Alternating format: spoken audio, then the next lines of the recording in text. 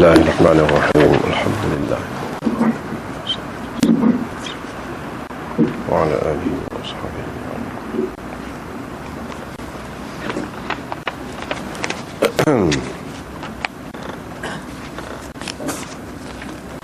Kita telah pun sampai kepada hadis yang ke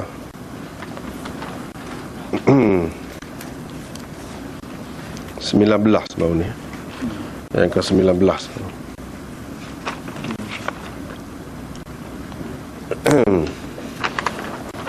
Rasanya hadis yang ke 19 tu kita boleh ulas semula. Sebab itu mustahak juga mungkin tak ada jejak molek baru ni. Lepas tu kita pun berhenti lama. Kita start situ lah.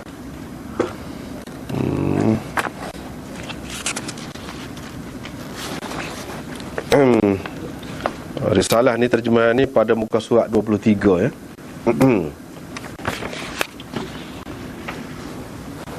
Bismillahirrahmanirrahim.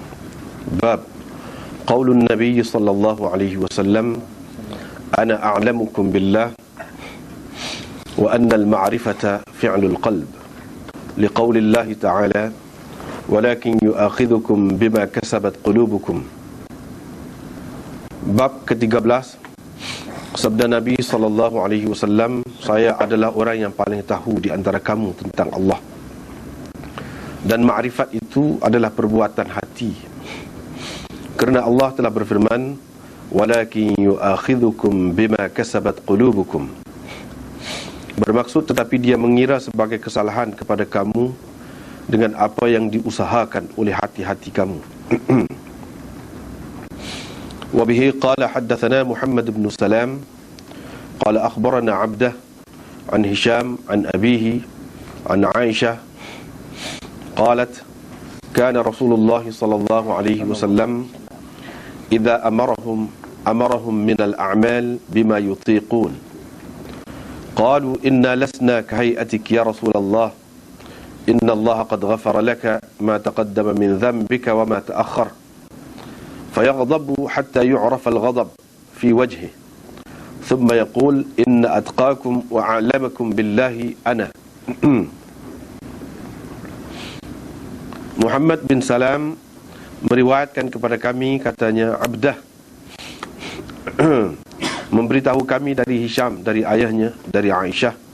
Beliau berkata, Rasulullah sallallahu alaihi wasallam apabila menyuruh orang, baginda akan menyuruh mereka melakukan amalan yang mampu dilaksanakan oleh mereka.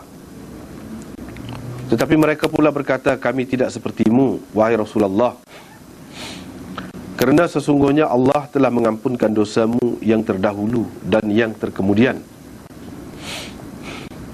Maka marahlah Rasulullah sallallahu alaihi wasallam sehingga nampak tanda-tanda kemarahan pada wajahnya. Kemudian baginda sallallahu alaihi wasallam bersabda, sesungguhnya yang paling bertakwa dan yang paling tahu tentang Allah di antara kamu adalah aku.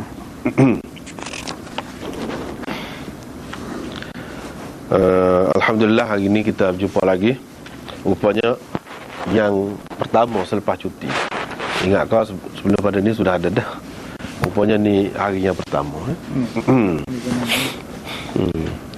Jadi baru ni, sebelum cuti baru ni, kita sudah baca dah hadis ni. Jadi tidak nak bincang dah hari ni berkenaan dengan tajuk dia. Nak bahas tajuk tu panjang pula.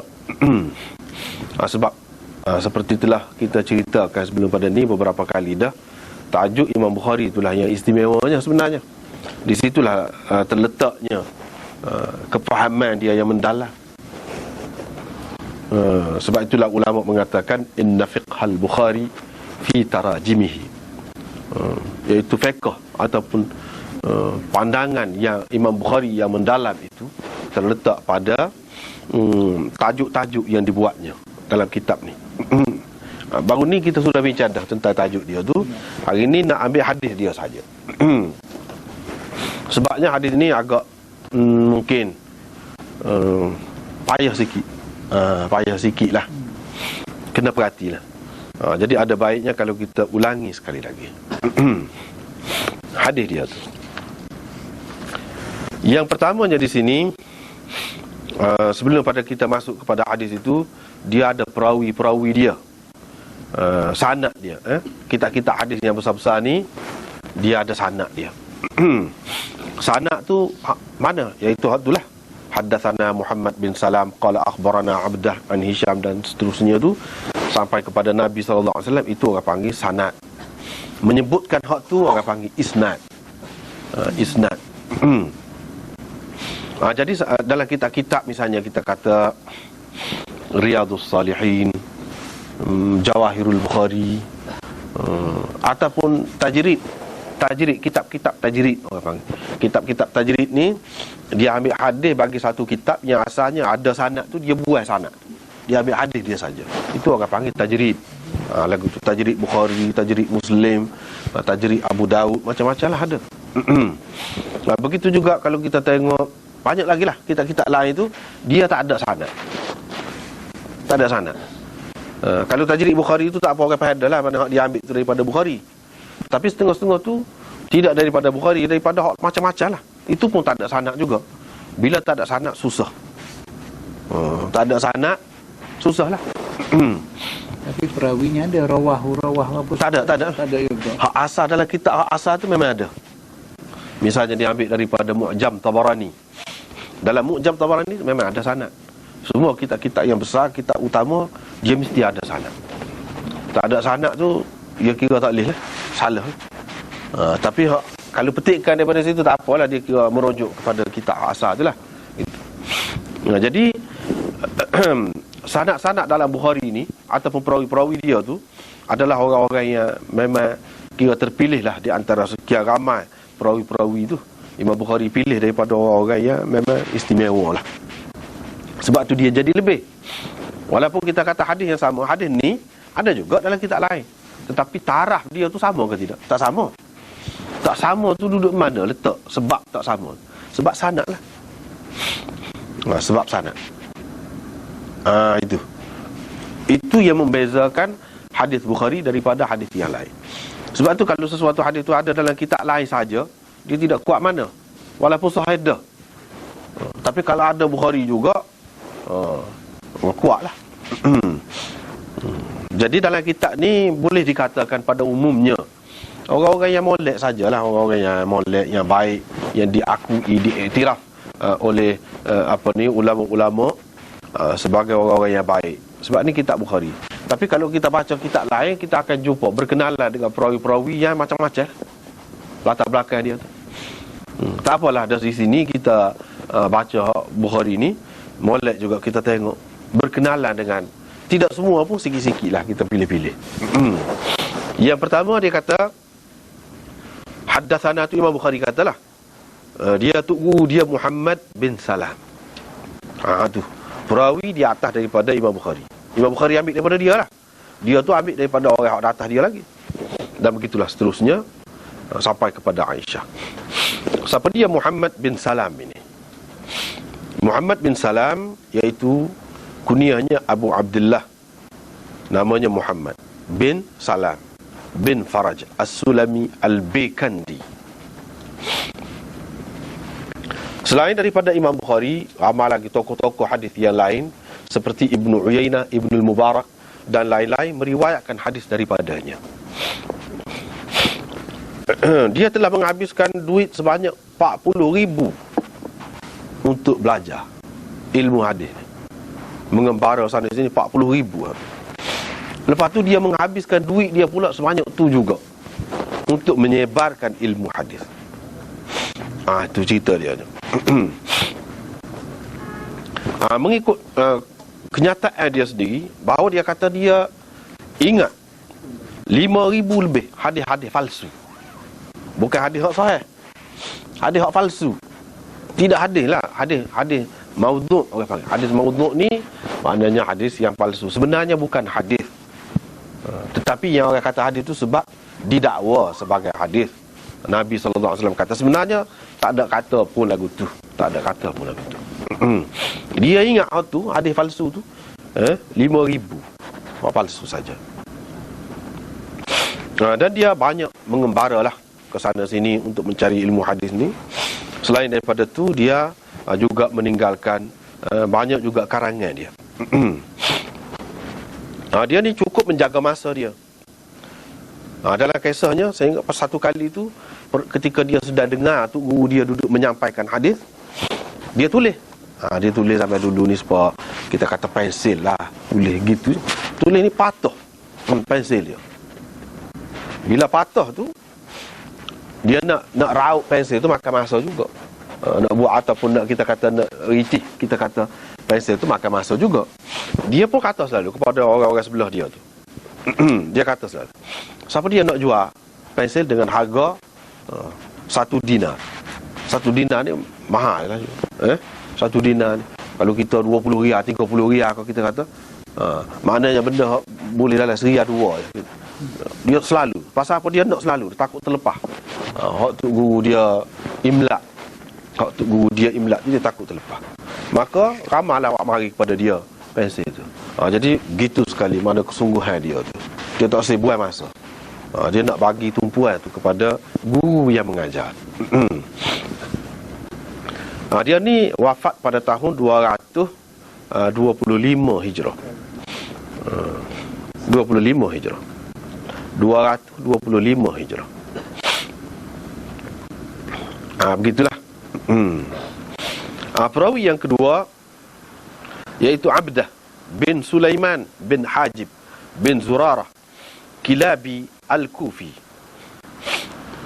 Setengah orang menyebutkan nama dia ni Abdul Rahman. Abdah itu dianggap sebagai gelaran dia. Dia mengambil hadis daripada Hisham bin Urwah, A'mash dan lain-lain lagi dari kalangan tabi'in.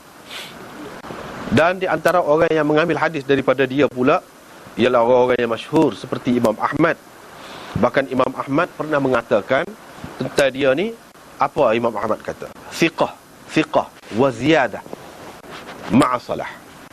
Ini pengiktirafan ataupun pengakuan yang tinggi lah. Dia tidak kata thiqah sekali, tetapi dia kata 2 kali. Lepas tu dia tambah wa ziyadah, lebih daripada boleh dipercayai orang ni. Orang yang boleh dipercayai, boleh dipercayai, bahkan lebih daripada boleh dipercayai. Ma'asalah, di samping dia ni seorang yang mempunyai sifat-sifat yang baik. Itu pengakuan Imam Ahmad. Pada tahun 187 atau khilaf riwayatnya 188, dia meninggal dunia. Itu 2 orang perawi yang kita baru jumpa hari ni. Lepas tu Hisham, Aisyah tu kita sudah jumpa dah dulu.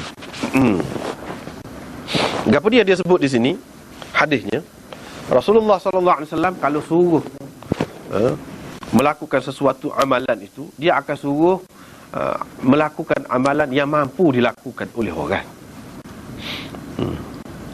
Bila begitu sahabat kata, kami tidak seperti engkau wahai Rasulullah. Sebabnya Allah telah mengampunkan kesalahan atau ketelanjuranmu, baik yang dahulu ataupun yang kemudian. Ada seterusnya lah. Jadi apa makna ni? Rasulullah SAW bila suruh melakukan perkara yang boleh, yang mampu dilakukan oleh sahabat-sahabat dia, dan seterusnya oleh umat dia. Dia hadis ni ada latar belakang dia sebenarnya. Ada latar belakang. Latar belakang hadis itu orang panggil asbabul wurud. Asbabul wurud. Kalau Quran, kadang-kadang ayat tu satu ayat ataupun beberapa ayat dia turun tu, dia ada latar belakang dia yang menyebabkan jadi turunnya ayat tu. Itu orang panggil asbabun nuzul. Kalau hadis, latar belakang tu yang menyebabkan jadi tubik Nabi kata begitu ataupun cerita ni, itu orang panggil asbabul wurud. Jadi hadis ini kalau kita melihat kepada hadis yang menyatakan latar belakang kepada cerita ataupun sabda Nabi SAW ni, hadis ni kita nampak ringkas. Hak sebenarnya, hak asalnya panjang lagi. Jadi hak panjang lagi tu lagu mana? Kira-kiranya begini. Ada beberapa orang sahabat pergi berjumpa dengan isteri Nabi SAW. Dalam riwayat itu disebutkan Aisyah. Dalam riwayat-riwayat yang lain bukan seorang isteri. Dia pergi beberapa orang isteri Nabi pergi tanya, bagaimana kat Nabi SAW ni di rumah, amalan dia. Jadi bila isteri-isteri Nabi ni cerita, ka'annahum taqalluha, seolah-olah mereka menganggap apa yang Nabi SAW lakukan itu sedikit. Dia serah sikit lah Rasulullah SAW buat tu. Tapi sikit pun tak apalah. Gitu. Sikit pun tak apalah. Moga dia ni orang lebih dah. Maknanya kalau kita kena lebih lagi daripada tu, kita tak boleh ikut hak semua dia buat tu. Hak dia buat tu nampaknya sikit. Gitulah kira-kiranya. Lepas tu buat dia apa kata, fa aina nahnu minan nabiy sallallahu alaihi wasallam qad ghafarallahu lahu ma taqaddama min dhanbihi wa ma ta'akhkhar. Mana boleh kita banding kita ni dengan Nabi sallallahu alaihi wasallam? Dia tu Allah Subhanahu wa taala telah mengampunkan dosanya ataupun ketelanjurannya, baik yang dahulu ataupun yang kemudian. Lepas tu dalam ramai-ramai tu ada salah seorangnya kata, amma ana fa ana usalli al-laila abadan. Akunya nak semaya sepanjang malam, selama-lama. Dia kata tengah malam dia tak boleh tidur nak kira-kira, nak semaya sepanjang malam. Bukan sebulan tak, selama-lamanya. Ya, seorang lagi dia kata, ana asumud dahr abadan. Aku akan puasa sama-sama. Nak hari lah. Yang ketiga pula kata, ana a'tazilun nisa fala atazawwaju abadan. Aku akan menghindari perempuan. Aku tidak akan berkahwin sampai bila-bila. Dia kata begitu. Bila Rasulullah SAW tahu, Rasulullah panggil pula mereka itu, orang yang berkenaan tadi, panggil pula, mari. Nabi SAW pun tanya dia, antumul ladhina qultum kadha wa kadha? Ama wallah inni la akhshakum lillah wa atqakum lahu, lakinni asumu wa uftir wa usalli wa arqud wa atazawwaju an-nisa, faman raghiba an sunnati falaysa minni.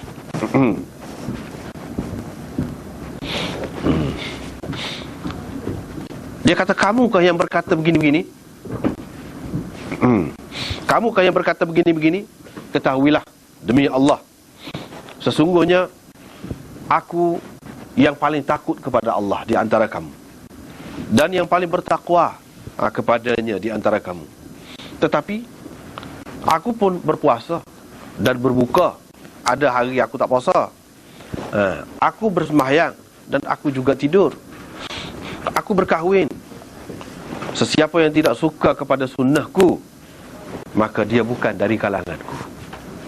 Itu makna Nabi SAW kata gitu. Dalam Bukhari ni pun ada, tapi di tempat lain hak lagu ni, iaitu dalam Kitabun Nikah ada, dalam Sahih Muslim pun ada juga, dalam Sunan Nasa'i pun ada juga cerita ni. Jadi hak tadi nampaknya ringkas lah tu, hak ringkas.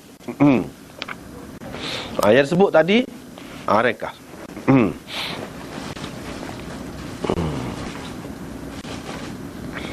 Sahabat kata, kami tidak seperti engkau. Apa Nabi SAW suruh melakukan amalan yang mampu dilakukan. Takut gini, kalau amalan tu hak sunat, hak tidak wajib atas kita lah. Kalau kita sudah berjanji lah dengan Allah SWT, kita sudah kemah diri kita tu untuk melakukan sesuatu, mungkin satu ketika untuk satu jangka masa kita boleh melaksanakannya. Tetapi setelah tua mungkin, ataupun dalam keadaan tertentu, dalam keadaan tertentu kita tidak mampu melakukannya. Sebab itu dia tidak benar. Dia tidak suruh buat benda lagu tu. Dia buat, dia suruh sekadar yang kita mampu. Sekadar yang kita mampu. Itu dari segi hak sunat. Dia tidak suruh. Tidak suruh hak kita tidak mampu. Hak fardu pun kalau kita perhatikan, memang begitu juga. Kalau hak di luar daripada kemampuan kita, tak ada. Kalau kita perhati molek, sembahyang lima waktu boleh buat. Boleh buat. Hak tu hak fardu. Pergi haji, tidak jadi berdosa kalau orang tu tidak mampu. Hak mampu je hak kena pergi. Hak mampu, ini mampu dilakukan. Begitu juga puasa, boleh. Kalau katakanlah orang tu tak boleh puasa, dia sakit, tak ada dah wajiban. Mungkin dengan cara lain ditukar, dibagi fidyah ke apa kau, kita kata Dan benda tu boleh dilakukan. Kalau katakanlah dia tak boleh nak bagi video tu, dia tak ada PT, dia sesak, tak kena. Itu hak wajib. Begitu juga zakat, begitu juga dengan yang lain-lain. Tak ada kalau kita kata hak dalam Islam ni Allah Subhanahu Wa Taala memerintahkan sama ada melalui Al-Quran ataupun melalui Nabi yang kita tidak mampu sebenarnya melakukannya. Yang kita tidak mampu melakukannya. Kita kata berjihad, suruh berjihad, tu mati tu. Tidak mampu ke kita nak berjihad? Mampu juga. Mampu juga berjihad tu. Sebab tu kita tengok ada semua orang sanggup mati. Ada semua. Kenapa tidak mampu untuk kebaikan? Kerana kebaikan, kerana agama. Nukan juga.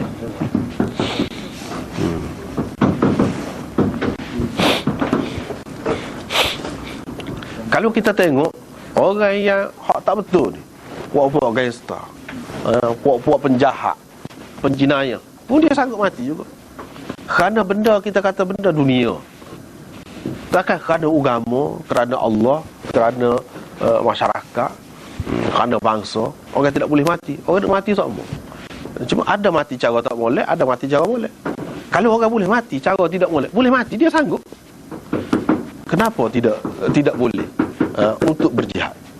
Maknanya jihad itu sesuatu yang mampu dilakukan. Dan kepada setengah orang memang dia no benda tu. Memang dia no, dia suka. Jadi itu bukan di luar kemampuan. Apalagi dia tahu, dia sedar dia buat tu untuk kebaikan umat, tak ada kepentingan apa-apa. Tak ada kepentingan apa-apa. Kita kata dulu ni dalam sejarah hak terkini lah, hak baru lah, kita kata bukan cerita lama zaman itu. Di Afghanistan dulu ketika berlawan dengan puak-puak Rusia dulu. Ini pengalaman kita sendirilah semasa duduk di Pakistan tu. Jumpa dengan orang-orang bukan orang Afghanistan. Makna kalau kita kata kerana bangsa dia, kerana negeri dia dengan apa, mungkin kerana tu dia bersungguh nak ambil balik negeri dia daripada penjajah. Tidak. Orang lain suku Sakak, bangsa lain suku Sakak, mari jumpa dengan kita, duduk 2-3 hari. Lepas tu kan salam, minta maaf kalau ada sikit. Bagaimana nak nginu? Nak mati syahid. Padahal bukan negeri dia, bukan bangsa dia tu, tapi kerana agama semata-mata. Makna zaman kemudian ni ada, kita jumpa ramai lagu tu boleh istilah syahid ke sana? Memang syahid dah lawan dengan orang kafir lah itu. Jadi makna itu hak zaman learning ni bukan zaman dulu, sentiasa ada. Mungkinlah kita kata ada orang yang ia berasakan tidak mampu buat benda tu. Supaya semayan juga. Ada orang berasa tak cakap ada, tak boleh dia berasa semayan. Lagu tu hak jihad pun lagu tu juga. Itu masalah, saat inilah masalah iman dia tu, kuat ke tidak kuat. Kalau kuat, memang segala perintah Allah Subhanahu Wa Taala dia akan berasa mampu dibuat, mampu dilakukan. Dia tu lagu mana? Pengembang berani mati. Iyalah. Waktu tu ialah ada beberapa pendapat lah. Kebanyakan pendapatnya mengatakan ni dalam keadaan darurat lah, maknanya tak ada jalan lain dah. Dia kata memang boleh buat gitu. Dan mati itu mati syahid. Berlawan dengan orang kafir, maknanya pun mari nak rapah negeri kita. Mati syahid. Satu lagi dia mengambil jalan yang lebih cermat sikit lah, supaya tidak mudah berleluasa sikit-sikit nak kira nak berani mati. Mana kadang-kadang tak tepat pun kita yang mati, jadi takut jadi macam bunuh diri pula. Itulah benarnya. Jadi kena molek sikit. Lepas pada tu matlamat gapo kita duduk perjuangkan, duduk sokong tu sokong siapa orang tu, kalau naik dia akan menegakkan gapo, hak tu kena ambil kira juga tu. Kalau tidak, itulah dia. Mungkinlah dari segi taraf syahid tu ada, tapi dia banyak peringkat pula. Semua orang soleh dah kalau buat sembahyang 5 waktu tu. Tetapi kalau lebih lagi, lebih soleh lagi. Gitulah. Hak ni pun insya-Allah begitulah. Tapi bagi orang yang nak mati syahid ni, dia kena fikir molek lah. Biar jelas molek. Jangan takut jadi alat ya kepada setengah-setengah kalangan. Lagu tu nyanyi lah. Apalagi kalau Kita sudah sanggup mati dah, tiba-tiba Tuhan tak terima pula. Nyaya lah kalau lagu tu. Jadi kena biar jelas molek lah masalah tu. Jadi masalah jihad, masalah gapo pun dia termasuk dalam kemampuan manusia sebenarnya, walaupun mati pun. Dan dengan pilihan dia, jadi prinsip hak Islam yang hak Nabi sallallahu alaihi wasallam ajarnya lagu mana, iaitu dalam hadis yang lain disebutkan ahabbul a'mal ila Allah adwamuha wa in qalla. Amalan yang paling disukai Allah ialah yang paling berkekalan, yang berterusan walaupun sedikit. Hak naknya buat sama. Hak fardu tu tentulah begitu. Hak sunat pun apabila kita buat, jangan orang kata segepok lah, ataupun semasa je berangin tu, naik angin. Biar sama-sama lagu tu. Kalau kita sudah amalkan, misalnya setiap hari kita baca 1 juz Quran, buat sama lagu tu, pakai mati buat. Hak itulah yang paling baik. Kalau kita sudah berazam dah nak buat semaya rawatib, mana sunnah hak Nabi sallallahu alaihi wasallam ajar tu, jaga molek tu. Biar kita tak buat orang lain pun. Dulu walaupun dalam usaha kita nak hak lain tu pun, kalau boleh kau tambahlah. Tapi sekurang-kurangnya kita kena cuba dulu buat hak mana hak paling baik. Misalnya dalam sembahyang sunat tu hak mana hak paling baik, ulama kata. Kita kena fikir gitu, supaya kita menego lah juga, supaya kita nak cari untung, hak mana yang paling banyak dapat untung. Mungkin pada zahirnya nampak tak ada belah mana, tapi lebih banyak dapat pahala. Kalau di antara zikir-zikir ni, tak boleh lawan Quran. Quran tu setiap huruf dia tu kita baca boleh pahala. Tetapi tidak zikir yang lain, mengikut setengah-setengah ulamanya, dia kena ingat makna tu. Bila kata tu, bila ingat baru boleh. Mengikut setengah ulama lah. Tetapi pahala kebajikan secara umum tu suku waktu tu. Pahala tiap-tiap perkataan tu nak dapat tu, dia kena hadir. Orang kata hadir makna dia. Tetapi kalau Quran tak, Quran tidak. Itu paling baik. Kalau semaya gap, itu yang kita kena tahu tu. Semaya gap, semaya witir kau, mengikut setengah ulama, nombor 1 witir, nombor 2 semaya rawatib. Jadi ada khilaf lah di antara ulama. Maknanya kita melalui kita belajar, kita boleh tahu dalam semaya gapo paling molek. Kalau dalam kita nak baca, gapo dia kita nak baca paling molek. Begitu juga amalan-amalan yang lain, gapo paling molek. Kita cuba buat hak tu secara berkekalan, berterusan. Jangan semeta-semeta buat.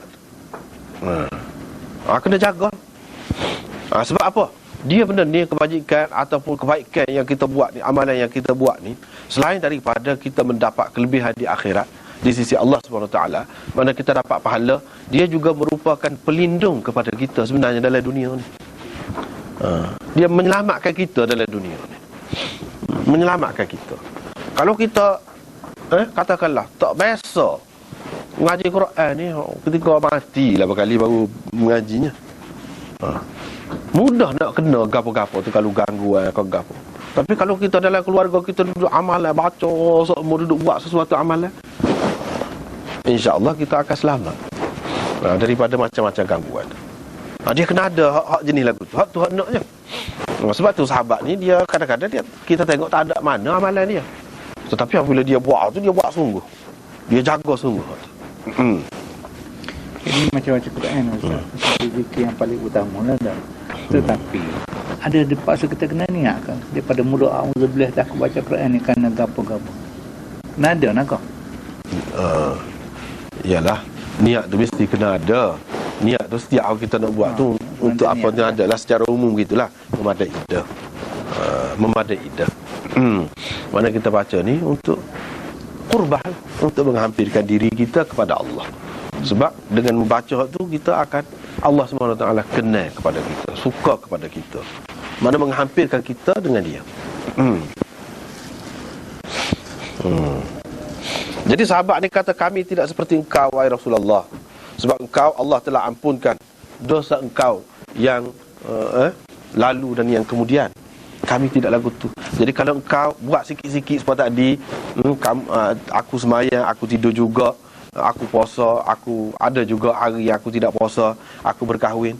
Sahabat-sahabat kata, keadaan kamu tak apa lagu tu. Moga kamu lagu mana? Kami ni tidak begitu.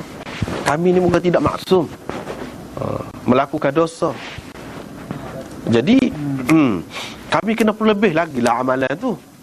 Itu dia kira Nabi SAW buat setakat tu kerana dia tu dah moga maksum dah. Padan dah setakat. Jadi kita ni tak padan. Kita kena lebih lagi. Kita kena lebih lagi. Itulah yang Nabi SAW tu marah. Marah.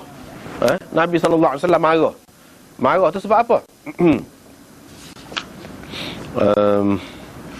Sebabnya satu, kerana mereka menganggap amalan Nabi itu sikit. Satunya kerana menganggap amalan Nabi itu sikit. Dah hak sikit ni kira-kiranya kurang molek lah. Hak sikit ni kurang molek. Tetapi kepada Nabi SAW itu jadi molek, sebab dia lain cerita lah. Tapi kalau orang lain, kalau sikit ni kurang molek. Jadi kena banyak lah. Nabi marah tu sebab apa? Tak kena tu buat ukuran lagu tu. Penilaian lagu tu tak kena. Sebab apa yang jadi molek atau tidak molek bukan kerana banyak atau sedikit, tetapi kerana mengikut sunnah, mengikut hak Nabi SAW ajar. Kerana tu, walaupun sikit pun molek, kalau banyak pun, kalau tak betul mengikut sunnah, tak jadi apa juga. Tak jadi apa juga. Sebab tu ya, kata sikit kita tak boleh kata sikit. Tak boleh kata lagu tu. Sikit pun kalau dia betul, hak tu lebih baik lagi daripada hak banyak yang tidak betul, ataupun yang salah. Misalnya kita kata, kalau kebiasaan amalan orang kita ni, banyaklah juga di antara yang salah sebelum pandemik pun sudah sebut dah, duduk amalan puasa bulan Rejab ke apa tu kan, dia duduk ingat buat kebajikan lah tu, molek lah tu. Sebenarnya tak kena. Baik lagi kita kata bulan Rejab tu dia sepuluh sekali lah, puasa hari Senin Khamis, puasa ayyamul bid, 13, 14, 15 tu. Tu ya. Jadi kalau orang hak puasa sepanjang bulan tu, boleh jadi dia akan berasa sikit. Jadi sikit mana kurang lah. Tak boleh anggap gitu. Bahkan banyak tu hak tak kena. Banyak tu hak tak kena. Mana kita kena pilih amalan yang tepat. Jadi dah aku tidak ajar kamu. Kalaulah kamu tu perlu, dah kamu ni tidak maksum, kamu perlu banyak, aku rayak dah lah. Ni tidak rayak. Apa yang kata berasa tak kena lagi? Sebab tu Nabi SAW marah. Yang keduanya, sebab kemahuan mereka itu bercanggah dengan fitrah manusia. Dan Islam ni agama fitrah, bercanggah dengan fitrah manusia. Islam ni adalah agama fitrah. Jadi dia nak buat agama ni, nak beragama cara Islam ni, ia melanggar fitrah, kejadian manusia. Kejadian manusia nak ke dia, baik lelaki atau perempuan, apabila sampai peringkat umur dia akan berasa tu ada timbul keinginan nak berumah tangga, nak anak, nak jadi ayah, nak jadi ibu. Tu fitrah, pak semula jadi.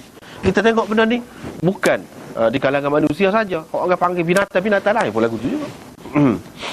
Tu fitrah. Tiba-tiba dia kata tak sih menikah. Kalau tak sih menikah, lagu mana dunia ni akan, kalau kita ajar benda lagu tu. Sebab itulah agama ajar lagu tu pun dia tak boleh juga pakai secara umum. Cuma dia hadkan, dia kata mana? Dia kata Tok Sami.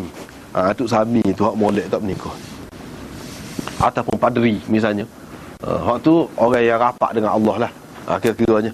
Tapi bukan semua juga. Kalau katakanlah kita kata, apa yang agama ni ada orang ni lagu ni, orang ni lagu ni, kita kata. Dan kalau kita pakai lagu tu lah, kalau hak tu hak molek, seseolahnya secara tidak langsung kita mengajak orang supaya jadi gitu. Barulah molek, barulah sempurna. Dia jadi Tok Sami belakang, walaupun tak kata lagu tu. Sebab tak kata tu tak boleh kata, muka fitrah manusia tidak gitu. Tetapi pada hakikatnya secara senyap-senyap, dia telah mengatakan Yang paling baiknya iaitu tak menikah sepuluh padri, sepuluh suami. Kalau lah kita kata pakat turut lagu tu, lagu mana dunia? Tak ada orang, tak ada lah kemakmuran. Itu dari satu sudut.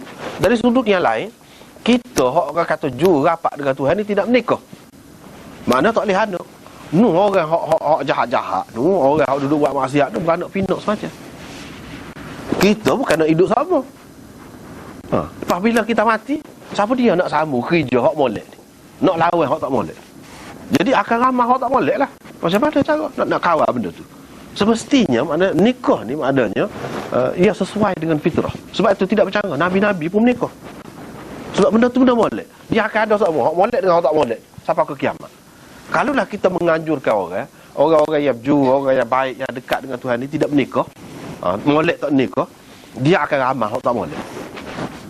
Lagu mana kita nak kawal hak tu? Nabi pun mati. Jadi kalau tak ada cucu ni, sahabat-sahabat dia, pengikut-pengikut dia yang terus berjuang, yang terus ada anak bina, siapa dia nak mengimbangi kejahatan itu? Nak jaga, nak kawal manusia daripada melakukan kejahatan. Makna ini suatu fitrah.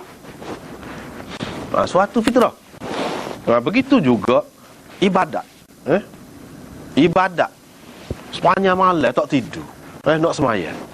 Agama suruh lagu tu ke? Tidak. Islam tidak suruh lagu tu. Tapi kalau agama lain memang kita tengok dia panggil tapasya, dia panggil, ataupun semadi. Bersemadi itu makna siapa bulan-bulan duduk senyap gitu. Sila duduk senyap gitu.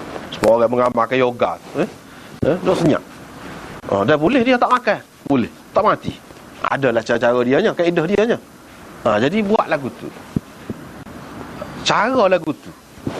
Kalau kita orang nak buat cara Islam ni, semaya tak berhenti tengah malam, tak tidur lah.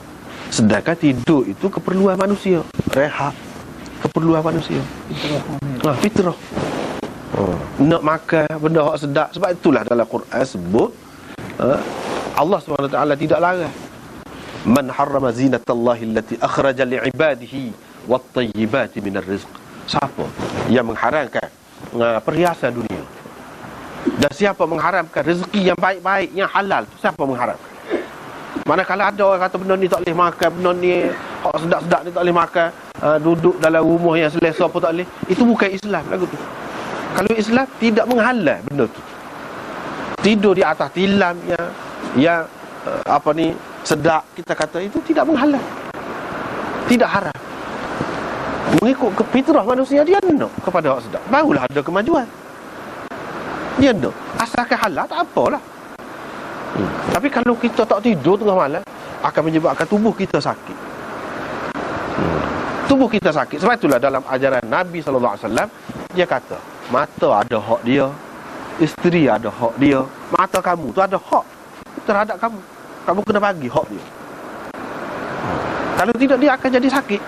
Jadi sakit sampai dia susah, kita juga susah. Sebab apa? Sebab itu melanggar fitrah. Itu saja pun bendanya, puncanya melanggar fitrah. Jadi agama Islam ni agama fitrah. Fitratallahi allati fatara an-nas 'alaiha. Fitrah yang Allah SWT buat manusia ni, jadikan manusia mengikut itu. Jadi tidak bercanggah. Yang Nabi SAW marah ni sebab sahabat-sahabat dia kiranya tak faham lagi. Sebab dia duduk ajar skala agama Islam ni agama fitrah. Fitrah ni lagu mana, tak faham lagi, nak langgar fitrah. Sebab itu dia marah. Sebab itu Nabi SAW marah sangat.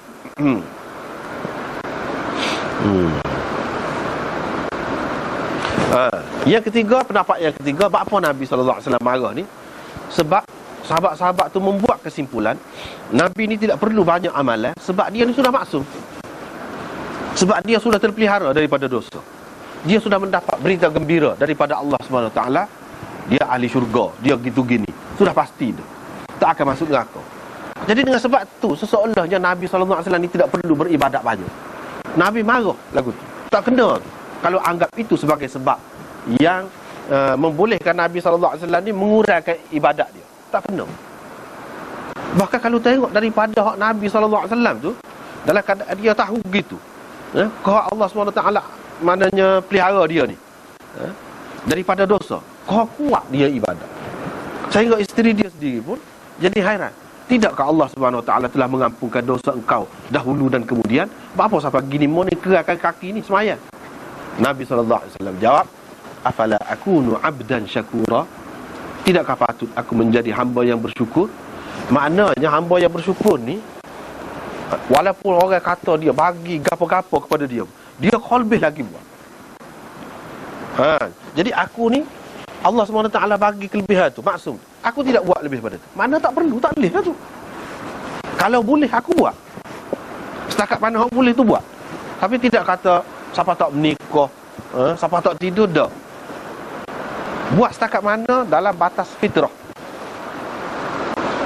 Jadi anggap lagu tu tak kena tu. Jadi kalau orang ni tinggi, dia kau kurang lah, boleh kurang. Tidak gitu cara Nabi SAW. Bahkan kau tinggi, kau kuat amalan dia, tapi dalam batas lah. Bila dia tak buat tu, mana tak boleh lah tu.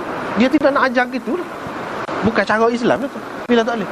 Jadi kamu duduk letak, aku tak perlu buat lebih amalan ni sebab aku ni sudah maksum, itu tak kena. Tak kena. Bahkan sepatutnya orang maksum tu lebih lagi. Tak kena makna qiyas kamu tu. Cara yang seperti itu tak kena. Baiklah. Di sini baru ni telah kita sebutkan masalah ismatul anbiya. Ni agak sulit sikit.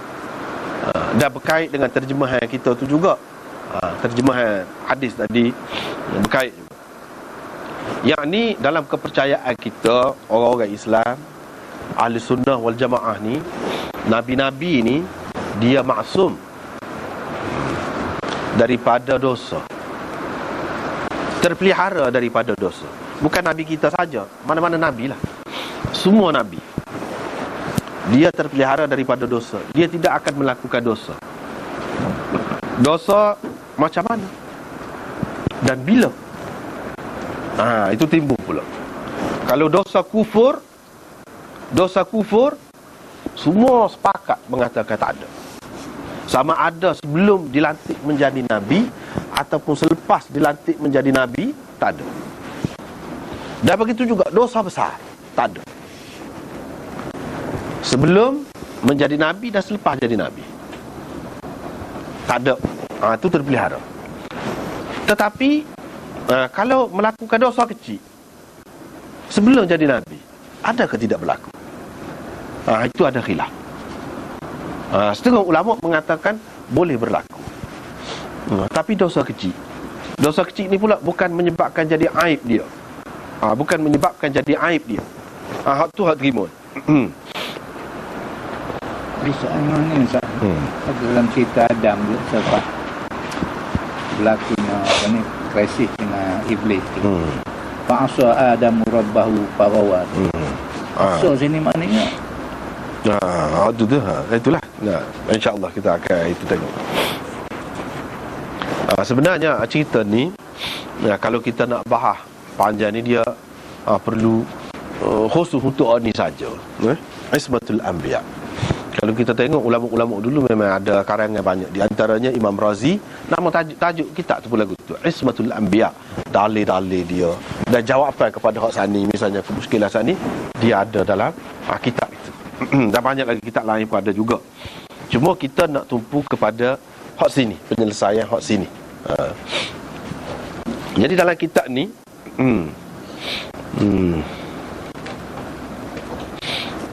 dia sebut di sini, mengikut Asy'ariyahnya, Nabi-Nabi ni dia boleh berlaku dosa kecil, sama ada secara tidak sedar ataupun secara sengaja. Boleh berlaku sebelum Nabi, selepas jadi Nabi pun. Kena faham boleh dulu. Situ dulu. Lepas tu kita hurai kemudian. Tapi kalau mengikut Maturidiyah, dia sebut di sini, mereka menafikan secara mutlak. Maknanya Nabi-Nabi ni tidak melakukan dosa kecil, sengaja ke, tersalah ke, sebelum Nabi ataupun selepas menjadi Nabi. Di antara yang berpendapat begini ialah Hafiz Iraqi, Taqiyuddin As-Subki, Abu Ishaq Isfiraini, Qadhi Iyad dan lain-lain lagi. Walau bagaimanapun, orang yang terima kata boleh berlaku dosa kecil tu, dia pun kata tidak mungkin dosa kecil itu yang menyebabkan jadi hina dia. Orang pandang hina, ataupun tak molek pada pandangan orang. Gitu. Tapi adakah semua Asy'ariyah begitu? Tidak juga. Tidak juga. Hak dia sebut di sini, kira-kiranya adalah yang berpendapat begitu. Tak apa, kita pergi dulu. Setengah-setengah orang pula yang mendakwa Islam, dia kata Nabi-Nabi ni, termasuk Nabi kita, boleh berdosa. Tidak maksum. Tidak maksum. Sebab apa? Kalau maksum, apa makna? Dalam hadis ni, sesungguhnya Allah telah mengampunkan untukmu dosamu yang dahulu dan dosamu yang kemudian. Maknanya Allah SWT telah mengampunkan. Telah ni maknanya setelah ada dosa tu, dia kata. Dan dia sebut dosa, zam, dosa, menunjukkan boleh berlaku. Cuma Allah SWT ampunkan dia. Dia kata gitu. Tapi itu pendapat tak betul lah. Jangan faham gitu. Kalau ahli sunnah wal jamaah, Islam yang betul, tak ada seorang pun kata lagu tu Nabi-Nabi ni berdosa, tak ada. Hak ni lah yang kita nak bahas ni. Apa maksudnya? Liyaghfira lakallahu ma taqaddama min dhanbika wa ma ta'akhkhar. Kalau dalam ayat Quran tu pun dia sebut dzam juga. Dan menggunakan perkataan ghufran ataupun pengampunan juga. Liyaghfira laka. Ni ghafara laka. Dalam hadis ni, kedua-duanya memberi makna Allah mengampunkan, mengikut zahirnya. Lepas tu dzam disebut sebagai dosa lah. Makna asal dia dari segi bahasa, maknanya dosa. Jadi apa makna ni? Pada zahirnya nampak macam Nabi-Nabi ni ada juga melakukan dosa. Jadi apa jawapan ulama-ulama kita ahli sunnah wal jamaah tentang kekeliruan yang seperti ini? Yang pertama, jawapan dia maksud di sini ghafara laka ni, ghafara li ummatika. Allah telah mengampunkan dosa umatmu, bukan dosamu. Dosa umatmu. Liyaghfira laka Allahu ma taqaddama min dhanbika wa ma ta'akhkhar. Dalam ayat tu pun liyaghfira li ummatika. Mana untuk umat itu. Gitu. Itu jawapan yang pertama. Tetapi jawapan ini terlalu lemah. Tak betul, bahkan tak betul. Walaupun dalam setengah-setengah kitab tafsir ada menyebutkan begitu. Tetapi berdasarkan hadis-hadis dan pendapat jumhur mufassirin ahli tafsir, tak betul dah pendapat Al-Aghuni ni. Bukan untuk umat, tidak. Tetapi berkenaan dengan Nabi, dah lah ni. Sebab itulah dalam Bukhari misalnya, dalam Bukhari ada disebutkan bila dibaca ayat ini oleh Nabi SAW di hadapan sahabat-sahabat dia, inna fatahna laka fatham mubina liyaghfira laka Allahu ma taqaddama min dhanbika wa ma ta'akhkhar. Bila tunggu ayat ni akan datang, insya-Allah kita akan jumpa kalau kita sampai ke situlah. Insya-Allah akan sampai. Mungkin lama lagi, pasal jauh lagi ni. Sahabat-sahabat pun kata, hani'an mari'an fama lana, tahniah, bertuahlah untuk engkau, tetapi apa pula untuk kami? Gitu. Bertuahlah untuk engkau. Maknanya dalam ayat tadi liyaghfira laka tu, sahabat-sahabat faham memang untuk Nabi, bukan untuk umat. Sebab tu dia kata bertuahlah engkau, tahniah untuk engkau, tapi apa pula untuk kami? Kalau maksud di situ untuk umat dah, apa makna dia kata? Gitu. Lepas pada tu dalam Bukhari dan dalam kitab-kitab lain pun dia sebut Allah SWT pun menurunkan ayat ini untuk beri berita gembira kepada orang-orang mukmin. Hak tadi tu khusus untuk Nabi, untuk orang mukminnya dia waktu ayat pula hak selepas tu, iaitu liyudkhilal mu'minina wal mu'minati jannatin tajri min tahtihal anhar. Tu ayatnya. Untuk orang mukmin Allah SWT nak beri berita gembira bahawa dia akan memasukkan mereka ke dalam syurga. Itu berita gembira untuk orang mukmin. Adapun liyaghfira laka ma taqaddama tu, itu khusus untuk Nabi. Nabi pula tidak kata pula bila sahabat faham lagu tu, dia tidak kata apa mu faham lagu tu, tak tu untuk semua dah, bukan untuk saya saja. Dia tidak kata lagu tu. Ini menunjukkan fahaman tadi tidak betul, iaitu untuk umat ni tak betul. Dia tidak kata apa mubah lagu tu, tu untuk semua dah, bukan untuk saya saja. Dia tidak kata lagu tu. Ini menunjukkan fahaman tadi tidak betul, iaitu untuk umat ni tak betul. Bahkan itu untuk Nabi. Jawapan yang kedua, ini jawapan dikemukakan oleh Qadhi Iyad dan juga Shah Waliullah. Mereka menerima jawapan ini. Mereka kata dia pelanggaran ataupun kesalahan yang dilakukan oleh manusia terhadap Allah ni, dia ada beberapa peringkat. Yang pertama orang panggil maksiat. Yang kedua khata'. Ni mengikut dalam istilah ni, jangan kira bahasa. Yang ketiganya dzam. Dosa dzam. Hak sebut dalam ayat Quran dan hak sebut dalam hadis ni. Kalau mengikut makna biasanya, makna dosa. Jadi mereka kata maksiat ni hak paling berat. Dzam ini tidak berat kedudukannya. Sebab itu dikatakan kepada Nabi, hak beratnya maksiat. Sebab apa? Dia makna langgar di situ. Makna langgar di situ. Derhaka di situ. Nombor duanya khata'. Berat juga. Nombor tiga ni baru dzam. Mana dzam ini ringan. Dalam turutan tadi, ringan, paling ringan. Yang memberi makna keaiban, kekurangan, kecacatan, kecederaan, ketelanjuran, yang memberi makna lagu tu. Dzam ni di sini. Bukan dengan makna dosa seperti dosa orang lain buat yang kita umumnya faham tu, tidak. Bagi mereka gitulah.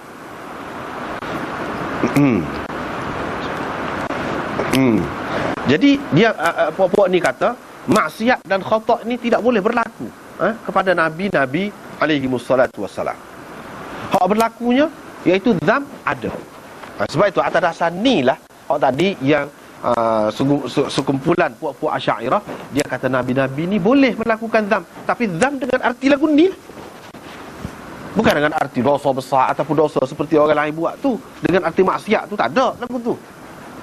Dzam dalam istilah ni, mana dia paling ringan.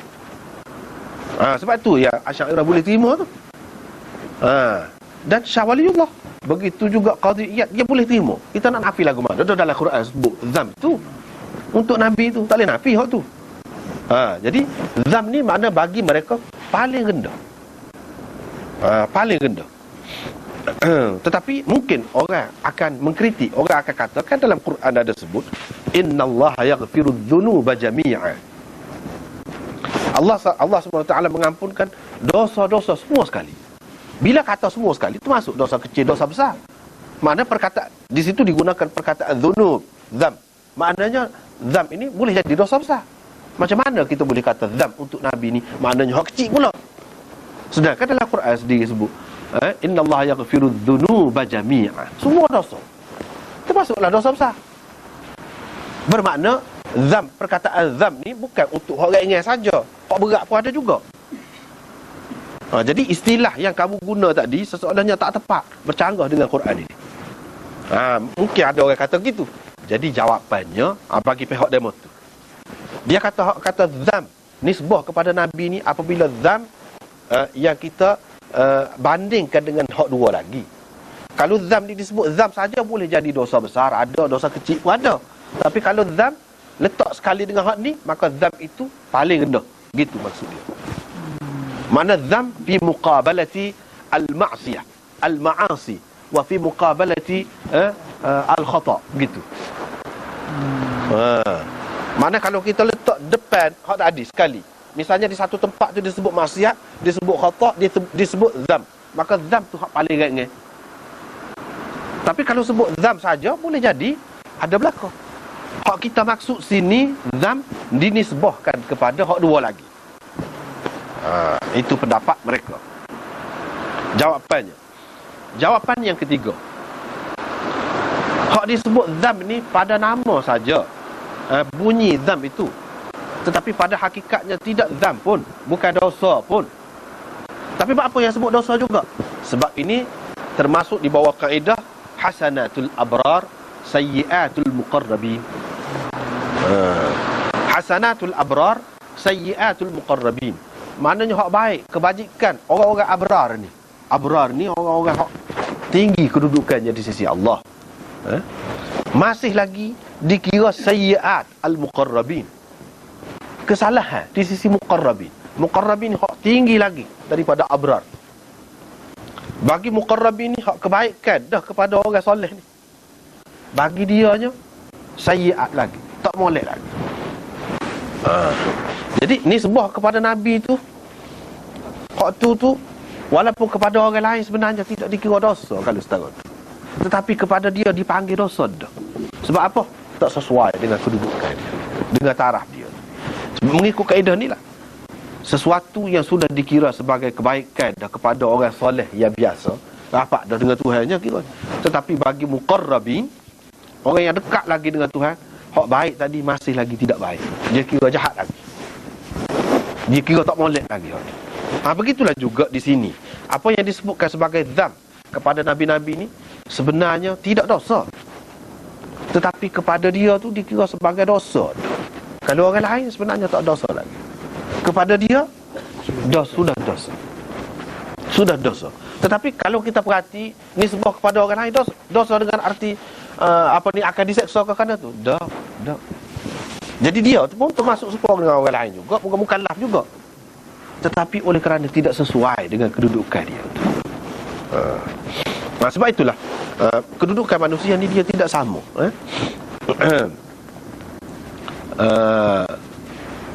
Sebab itulah dalam Quran kan disebut, wahai isteri-isteri Nabi, man ya'ti minkunna bi fahishatin mubayyinatin yudha'af laha al'adzabu dhi'fain. Wahai isteri-isteri Nabi, sesiapa di antara kamu yang melakukan kekejian secara nyata, kekejian yang nyata, akan digandakan 2 kali ganda siksaan terhadapnya. Sebab apa? Pasal dia orang rapat dengan Allah Subhanahu Wa Taala. Kalau orang lain dia 2 kali ganda. Sebab apa? Tidak layak dengan dia. Kalau pahala pun dia buat, boleh banyak juga. Sebab kita orang makan gaji lah, kita kata. Penat pun lagu tu, penat juga. Tapi kalau boleh pun boleh banyak juga dia. Sebab orang berniaga lah, kalau rugi berat. Kalau untung pun untung banyak juga. Begitulah. Jadi undang-undang itulah yang juga berlaku di sini. Misalnya kita nak tengok lagu mana hak dikatakan dzam kepada nabi-nabi, ya sebenarnya tidak dzam. Misalnya Nabi Yaqub pernah berkata, ini disebutkan dalam Quran sendiri, inni la yahzununi an tadhhabu bihi wa akhafu an ya'kulahu dhi'b. Ini Nabi Yaqub kata kepada anak-anak dia, ramai-ramai tu, abang-abang ni, bila mereka menyatakan keinginan untuk membawa Yusuf ni pergi main, pergi berkela sekali. Nabi Yaqub sebenarnya dia berasa tidak senang hati dengan anak-anak dia ni. Jadi dia buat alasan begitu. Jadi dia kata, aku sedih kamu nak bawa dia ni, aku bimbang dia nanti akan dimakan oleh serigala. Kata Yaqub. Jadi hak ni satu kesilapan. Hak ni kalau nak kata dosa ni, sebab dia buat alasan, nampak macam dia tidak bertawakal kepada Allah SWT, padahal dia Nabi. Tak patut dia kata lagu tu. Walaupun hak dia kata tu, kalau kira kita orang biasa, alasan, nak bagi alasan kepada anak-anak, tidak salah nak bagi alasan gitu. Dan memang ada serigala sungguh dalam hutan tu. Budak-budak suka benar lah serigala ni, kalau hak kecil-kecil. Dia buat alasan yang seumpama itu tidak sesuai. Allah SWT tak kena. Mungkin jadi orang boleh buat kesimpulan Nabi-Nabi ni pun lebih kurang orang lain juga, takut pada benda-benda biasa. Tak kena tu lah. Lepas tu kita tak boleh takut kau kepada serigala, Nabi ke apa. Tak boleh lah, tarah dia tu tak sesuai dengan dia. Tapi kalau mengikut kejadian semula jadi manusia ni, sebagai manusia, dia boleh juga takut pada benda-benda tu. Tetapi dia tak boleh menyatakan sehingga orang boleh faham gitu, dia ni lebih kurang orang lain juga. Itulah kalau nak katakan dzam, kalau nak katakan dosa. Yang mana sebenarnya tidak dosa. Tengok Nabi Musa. Nabi Musa pernah lah, dah muka dia ni kan Nabi besar. Bahkan Nabi Harun, abang dia, dengan permintaan dia, Allah SWT lantik jadi Nabi lagi Rasul. Dengan permintaan dia, begitu hebat Nabi Musa ni. Jadi dah tentu sekali Nabi ni dalam kalangan umat dia lah yang paling tinggi sekali. Tiba-tiba satu hari tu dalam majlis tu, ada umat dia ditanya, dalam ramai-ramai. Siapa dia ke yang paling alim? Ni cerita ni dalam Bukhari pun ada. Kita akan jumpa. Siapa dia ke yang paling alim? Ayyun nasi a'lam. Siapa yang paling alim? Dia jawab, ana. Nabi Musa kata, saya. Allah SWT tak kenal. Dia jawab lagu tu. Jawab pet dia tu salah ke? Sebab dia kira muka dia Nabi. Tak ada lah orang lain yang lebih besar daripada dia. Hak lebih alim, hak nak tahu daripada Allah melalui wahyu. Dia tak ada dah orang lainnya. Kalau kata bijak setara mana tak boleh lawan hak wahyu. Jadi tidak salah dia kata tu. Tapi Allah SWT tak kenal dia jawab lagu tu. Akibatnya Allah SWT kata ada. Jangan kata lagu tu, ada. Mungkin kena pergi cari dia. Nabi Musa terpaksa kena pergi cari, bawa anak murid dia. Bawa bekal. Lepas tu nak tahu lagu mana. Nak jumpa orang ni, dia royak gini-gini. Bukan main jauh, berjalan. Susah Nabi Musa. Pasal apa? Nak bagi pengajaran. Ada lagi orang lain. Wa'allamnahu min ladunna ilma. Hak kami ajar kepada dia daripada sisi kami ilmu. Jangan kata lagu tu. Mana hak moleknya kata Allahu a'lam. Allah lebih tahu. Tapi Nabi Musa kira kalau kata lagu tu nanti orang tidak ragu pula. Jadi kita nak katakan sebenarnya tidak salah kalau dia kata gitu dari satu sudut. Tetapi Nabi ni nak ayat kedudukannya tinggi, dia kena melera banyak perkara. Jadi sehingga mungkin orang nampak sombong kau tak boleh juga. Tak boleh juga. Walaupun betul dah. Cuba tengok Nabi Yunus. Macam mana? Dalam Quran sendiri sebut wa dhannuni idh dhahaba mughadiban fa dhanna an lan naqdir alayhi fanada fi dhulumat alla ilaha illa anta subhanaka inni kuntu minaz zalimin, dan seterusnya ayat tu. Wa dhannun, nabi yang telah ditelan oleh ikan nun itu, ketika dia pergi dalam keadaan marah kepada umat dia, marah mecok dia ingat kami tidak mampu untuk menghukumnya. Akhir sekali dia terpaksa menyeru Tuhan dalam kegelapan, dalam banyak kegelapan, duduk dalam perut lagi, dalam laut lagi, duduk baca la ilaha illa anta subhanaka inni kuntu minaz zalimin. Pasal apa? Pasal dia Tuhan tidak perintah lagi, suruh dia lari, suruh dia hijrah lagu tu. Lama dah dia kira dia duduk dakwah umat dia tu, dia tak dengar, tak sepakas macam. Bila tak sepakas baca, akhir sekali Nabi Yunus ni dia mecok lah. Mecok. Dia pun tinggal. Apabila dia tinggal tu buat dia insaf. Dia kata betul hak Yunus kata. Kita nak bertaubat lah, kita ni pun banyak silap juga, tak kena juga. Nabi Yunus dia kira ni tak boleh pergi. Dia pun tinggal. Yang salahnya dia, bukan salahnya umat dia. Dan Allah SWT kalau biasa-biasanya, kalau Nabi lain, kalau siapa perekat tu dia akan hukum teruklah umat. Tetapi hak ni tidak. Hak ni tidak. Hak itulah dalam Quran dia kecualikan illa qaum Yunus, kecuali kaum Yunus. Hak ni, hak tidak kenanya azab Tuhan setelah mereka melanggar perintah Nabi. Dan bila Nabi doa ke ataupun bila Nabi tinggal dia, akibatnya dihukum. Kecuali kaum Yunus. Sebab apa? Muka Allah SWT maha adil. Dia kira ni puak-puak ni tak habis lagi, tak sup lagi. Rawatan dia tu tidak sup lagi. Dia perlu masa sikit lagi. Nabi Musa ni, Nabi Yunus ni, Allah SWT tak kata lagi kepada dia. Tiba-tiba dia sudah buat keputusan sendiri. Itu silap dia. Kalau kita nak kata dosa, itulah kalau dosa Nabi. Dan ini sebenarnya dia bukan dengan sengaja, dia kira dia sudah banyak dah. Cuma ada silap sikit lah. Silap situ ditegur, dihukum oleh Allah SWT. Dan kalau nak kata dosa pun tu. Tapi akhirnya Nabi Yunus balik pergi, memang puak-puak dia tu jadi beriman, puak-puak dia. Lepas pada tu tak apa, dia ajarlah agama. Gitu ceritanya Nabi Yunus ini.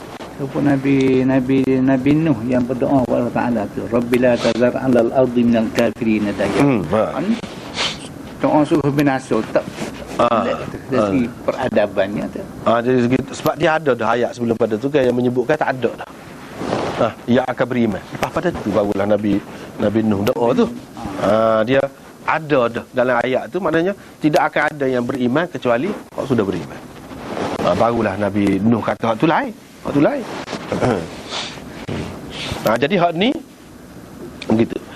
Peristiwa yang seumpama ini juga ada berlaku pada Nabi SAW, iaitu dengan Abdullah ibnu Ummi Maktum. Abdullah ibnu Ummi Maktum kan, ketika dia duduk dakwah, nampak ada ni ketua-ketua Quraisy ni pergi berminat bertanya dengan Nabi SAW tentang agama ni. Jadi Nabi pun hadap kepada pokok dia tu lah. Dia kiranya kalau demon ni masuk Islam, pengikut-pengikut anak buah dia, hamba abdi dia, apa semua akan masuk Islam lah. Dalam keadaan tu, Abdullah ibnu Ummi Maktum hak buta ni, hak sudah Islam ni, iaitu tukar band dia, muazzin dia, mari tanya sesuatu. Nabi SAW kata nanti Nabi SAW paling daripada dia, sebab dia ni Islam dia. Nabi SAW bagi perhatian kepada pokok Quraisy. Allah SWT tegur, tak kena. Hak itulah turun ayat Abasa wa tawalla. Mana kira-kira Nabi salah ke? Dia bukan dengan maksud nak menyakiti menyakit hati Abdullah ibnu Maktum tu, sebab dia kira hak ni sudah beriman dah. Dan dia nak tumpu kepada hak ni sebab peluangnya kalaulah dia murni Islam, maka banyak faedah dia dengan maksud untuk agama juga. Hak ni kemudian boleh royak. Tapi Allah SWT tak kena, tak boleh buat lagu. Hak kita harap ni tak tahu lagi. Hak ni pengikut kita dah. Pengikut kita dah. Jadi kena layan juga. Ataupun kata kau dengan cara yang mungkin dia tidak berasa apa-apa. Kita tenangkan dia dulu ke? Ni tidak. Itulah. Kalau kita nak kata, sebenarnya dalam bahasa kita, nak kata dosa tu tidak tepat. Yang seumpama itu.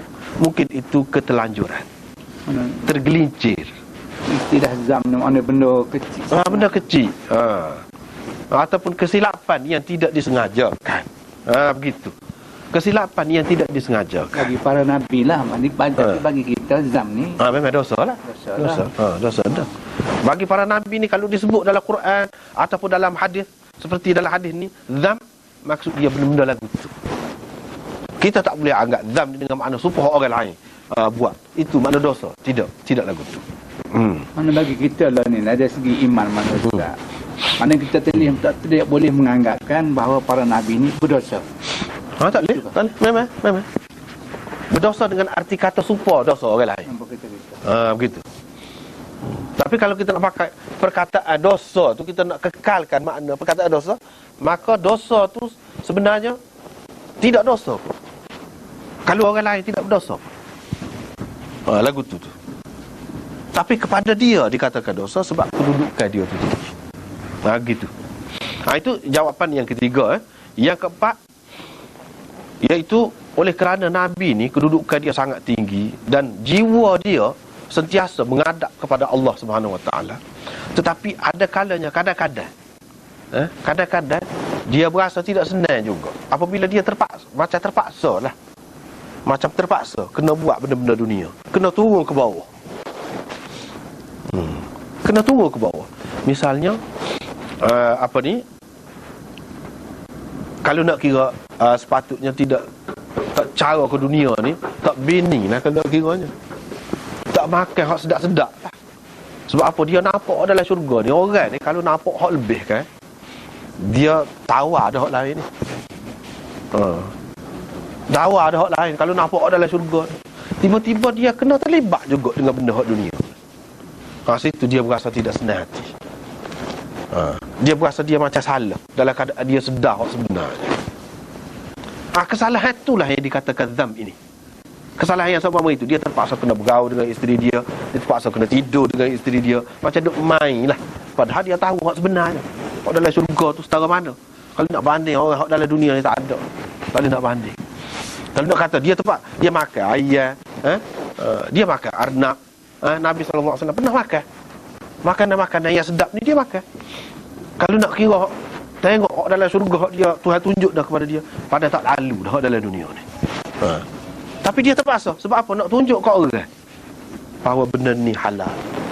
Kalau Nabi tidak makan, dia kata saja, mungkin orang ragu, dia sendiri tak pernah makan. Mungkin orang berasa hak moleknya tak sama makan. Tapi tidak. Dia terpaksa terlibat. Dia kena pergi jamban supaya dengan orang lain juga, terlibat dengan hak dunia. Di situ dia berasa macam kesalahan. Kesalahan itulah yang dikatakan dosa. Hak tu Tuhan hapuskan Tuhan ampunkan. Kalau dia berasa bersalah, sebenarnya dia tidak bersalah. Itulah yang dikatakan Tuhan ampunkan tu. Hak lagu tu Tuhan tak kira salah tu. Sebab termasuk dalam keperluan juga. Dia tu diutuskan, dia kena royak benda lagu tu. Kalau dia tidak menikah, orang akan ragu. Mungkin tak menikah tu lebih molek. Hak menikah ni kurang molek. Tapi bila dia sendiri menikah, orang kata menikah ni memang molek. Tapi dia sendiri yang tahu dah, Tuhan tunjuk dah. Hak dalam syurga tu, kalau nak kira apa ada tak cara dah dunia ni. Bahkan kalau kita cara juga dengan dunia ni, kira macam main gitu. Jadi dia berasa macam salah. Di situ dia berasa dia salah. Ini pendapat yang keempat. Tetapi benda tu perlu. Misalnya kepada seorang ayah, kalau nak tengok dengan tua dia tu tak padan dalam main dengan anak-anak ni, main kuda kau anak naik atas belakang kau, kita kata dah. Kalau orang tengok dia tu tak sesuai lah, dia tu muka dia tu siapa, kita kata presiden kau, kita kata dia tu ulama besar, tiba-tiba duduk di rumah main lagu tu. Tapi itu perlu untuk keluarga. Betul. Begitu juga Nabi ni, dia perlu buat. Selagi dia duduk dalam dunia, dia perlu buat benda tu. Tak boleh kira hak sebenar. Hak dia tahu, hak sebenarnya tidak sesuai, tidak layak dia buat benda lagu. Tetapi benda tu perlu. Kalau tidak, anak-anak tidak akan dapat kasih sayang daripada dia supaya orang lain. Kalau ayah duduk serius sangat, perlu kepada anak-anak. Sebab itulah kita tengok dalam sejarah kan, Sayyidina Muawiyah ni, dia main dengan anak cucu dia, sehingga anak cucu dia naik atas belakang dia jadi kuda dalam rumah. Padahal dia seorang khalifah. Kalau nak kira, patut kalau seorang khalifah tu buat lagu tu, main lagu tu. Tapi perlu. Perlu. Gitu. Itu pendapat yang keempat. Pendapat yang kelima, ini sebenarnya khitab tashrif dan takrim. Liyaghfira lakallahu ma taqaddama min dhanbika ni, sebenarnya Allah SWT tuju kata begitu kepada Nabi ni untuk menenangkan dia, iaitu untuk menyatakan dia mempunyai satu maqam yang tinggi yang tidak perlu dirisaukan oleh dia di suatu tempat yang mana semua orang perlu kepada syafaat uzma pada ketika itu. Walaupun Nabi-Nabi lain ni pun dia maksum juga, tetapi masing-masing tu dia berasa bersalah. Sebab itulah kalau kita tengok dalam hadis syafaat di pada mahsyar tu kan, masing-masingnya kata nafsi, kamu pergilah jumpa dengan orang ni, pergi pula jumpa dengan hak tu. Hak tu pun kata aku ada salah, pergilah jumpa dengan hak ni, masing-masing lah hari ni. Akhir sekali pergi kepada Nabi Muhammad SAW kan. Baru pergi situ, baru Nabi SAW mengadak selalu. Nabi SAW tak kata aku ni ada kesalahan gini, ada kesalahan gini. Sebab apa? Sebab Allah sudah ijtihad dalam Quran, liyaghfira lakallahu ma taqaddama min dhanbika wa ma ta'akhkhar. Jangan lagi kamu ni pada ketika tu supaya orang lain duduk kata pergilah dengan orang lain, aku ada kesalahan ni. Walaupun kesalahan tu kita kata tak adil lah, tapi dia duduk rasa salah. Sebab Tuhan tidak isytihar lagu ni.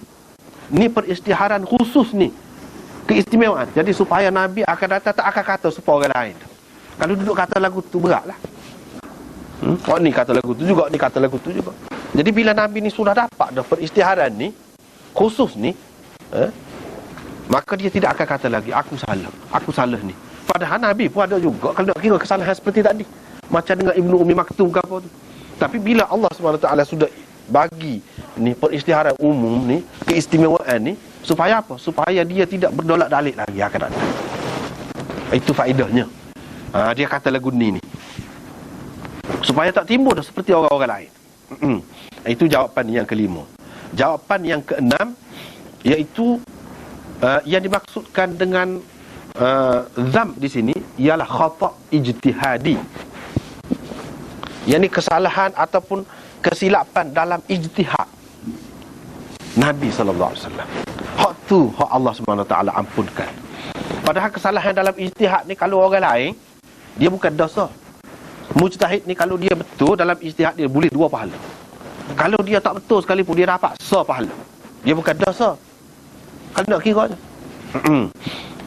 Jadi hak ni tetapi Nabi dia berasa tidak sedap benda-benda macam tu. Walaupun kesalahan ijtihadi, dia berasa dia bersalah. Jadi Allah SWT nak menghilangkan perasaan dia hak salah ijtihad dia tu. Allah SWT ijtihadkan dalam ayat itu. Dan dalam hadis ni maksudnya Allah SWT mengampunkan dosa engkau, maksudnya kesilapan dalam ijtihad. Misalnya kesilapan dalam ijtihad, di antaranya ada sahabat nak kahwin, pokok kurma ni, mula-mulanya Nabi larang, apa buat lagu tu ya. Sahabat pun tak buat lah. Apabila tak buat tu jadi buah dia tak jadi molek. Lepas pada tu pula Nabi SAW pun bila sahabat kata kalau buat gini, oh gitu dia kata, apa ya kamu tak kata gitu dulu, kata dia, antum a'lamu bi umuri dunyakum, kamu lebih tahu tentang urusan dunia kamu, kamu buatlah lagu tu. Lepas tu pula ini menunjukkan hak dulu tu silap. Tapi kesilapan tu bukan dalam hal agama, dalam hal dunia. Dan ada faedahnya. Kemudian dia wayak, kalau dalam perkara dunia ni kamu yakin molek, kamu buatlah lagu tu. Dalam perkara dunia ni boleh jadi aku pun ada tersalah juga. Begitu. Sahabat-sahabat cukup faham. Jadi hak kesilapan tadi tu kita nak kata gap kesilapan lagu tu. Inilah orang panggil kesilapan ijtihad dia. Dia tak nampak, dia nampak gitu dulu, tapi itu silap. Adakah berdosa? Kalau dia berasa berdosa, hak tu pun Allah SWT hapuskan. Itu makna yang keenam. Yang ketujuhnya, ini pendapat Maulana Syabbir Ahmad Uthmani. Dia anggap sebagai Syekhul Islam yang pertama di Pakistan. Dia ni ada buat syarah Sahih Muslim, dan dia ada buat tafsir juga. Orang panggil juga dia ni Syekhul Tafsir. Dia kata liyaghfira lakallahu ma taqaddama min dhanbik. Di sini ayat ni sendiri menunjukkan Nabi tu maksum. Sebab yaghfira ni makna Allah SWT nak tutup engkau daripada dosa. Hak dulu kemudian Allah SWT menutup. Yang ni Allah SWT membuat satu penghadang ataupun pelindung di antara engkau dengan dosa, sehingga engkau tidak akan terlibat dengan dosa. Dulu kemudian Allah SWT telah buat kamu tu lagu tu. Mana Allah SWT membuat kamu ni maksum. Sebab apa? Sebab dia kira ambil perkataan liyaghfira. Yaghfira tu makna dia apa? Satara. Ghafara makna dia satara. Yaghfiru maknanya yasturu. Yani untuk Allah SWT. Yani dia nak melindungi engkau daripada dosa. Hak dulu ke hak kemudian. Mana kejadian engkau tu Allah SWT buatnya terlindung daripada dosa. Jadi perkataan yaghfira tu sendiri maknanya melindungi. Siapa yang melindungi? Allah yang melindungi dia daripada melakukan dosa hak dulu dan hak kemudian. Ia jadi tidak berlaku dosa tu kepada Nabi. Sebab apa? Sebab Allah yang menjadi ghafir. Ghafir itu maknanya satir, sattar. Allah yang menutup dosa tu. Allah yang membui sifat ismah tu kepada dia. Gitu mana dia? Bukan makna Nabi ada melakukan dosa ke apa tak. Nabi Allah SWT pelihara dia daripada melakukan dosa. Sebab ghafara tu makna dia satara. Sattar apa makna? Yang melindungi orang itu daripada, Allah yang melindungi orang daripada melakukan dosa. Jadi serupa juga di sini. Serupa dengan Allah SWT kata kepada Nabi Yusuf berkenaan dengan Nabi Yusuf, kadzalika linasrifa anhu su'a wal fahsya innahu min ibadina al-mukhlasin. Begitulah kami menghindarkan daripada dia perkara yang keji dan perkara yang tidak baik. Sebab sesungguhnya dia ni termasuk di antara hamba-hamba kami yang mukhlasin. Mukhlasin itu makna nabi-nabi yang maksum. Jadi Allah SWT jaga dia daripada dosa. Dia tidak berlaku. Walaupun sudah dekat nak berlaku pun, jadi terlindung dia. Sebab apa? Sebab dia ni termasuk dalam mukhlasin. Mukhlasin ni nabi-nabi. Jadi Allah SWT yang menjauhkan dia tu daripada dosa. Gitu. Ya. Yang ketujuh ni sebenarnya molek. Pada sayanya paling dalam hak banyak-banyak ni hak paling baik. Sebab boleh dari segi bahasa boleh. Mana liyaghfira tu, ya ghafara yaghfiru tu makna satara yasturu. Maknanya melindungi, menutup sehingga Nabi tu tidak akan melakukan. Itu kelebihan dia. Molek tu. Gitulah.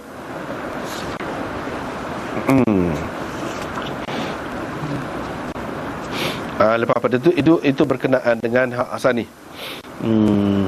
Apa yang dikatakan zam ataupun dosa kepada Nabi itu maksudnya.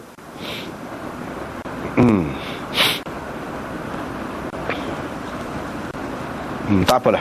Hak lain-lain tu lebih kurang.